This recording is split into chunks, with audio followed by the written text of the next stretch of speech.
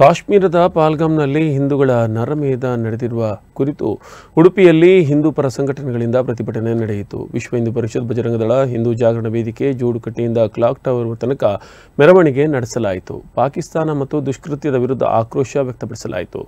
ಸೂಕ್ತ ಕ್ರಮ ಕೈಗೊಳ್ಳಲು ಕೇಂದ್ರ ಸರ್ಕಾರವನ್ನು ಒತ್ತಾಯಿಸಲಾಯಿತು. ಪ್ರತಿಭಟನೆಯಲ್ಲಿ ನಿಪ್ಪಾಣಿಯ ಅರುಣಾನಂದ ತೀರ್ಥ ಸ್ವಾಮೀಜಿ, ಮಹಾಕಾಳಿ ಸಂಸ್ಥಾನ ನಿಪ್ಪಾಣಿಯ ಸ್ವಾಮೀಜಿ, ಮಾಜಿ ಶಾಸಕ ರಘುಪತಿ ಭಟ್, ನೂರಾರು ಹಿಂದೂ ಪರ ಸಂಘಟನೆ ಕಾರ್ಯಕರ್ತರು ಭಾಗಿಯಾದರು.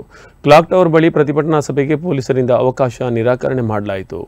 ಬಳಿಕ ಸಭೆ ನಡೆಸುವುದಕ್ಕೂ ಅಡ್ಡಿಪಡಿಸಲಾಯಿತು. ಬಳಿಕ ಸಾಂಕೇತಿಕ ಪ್ರತಿಭಟನೆ ನಡೆಯಿತು.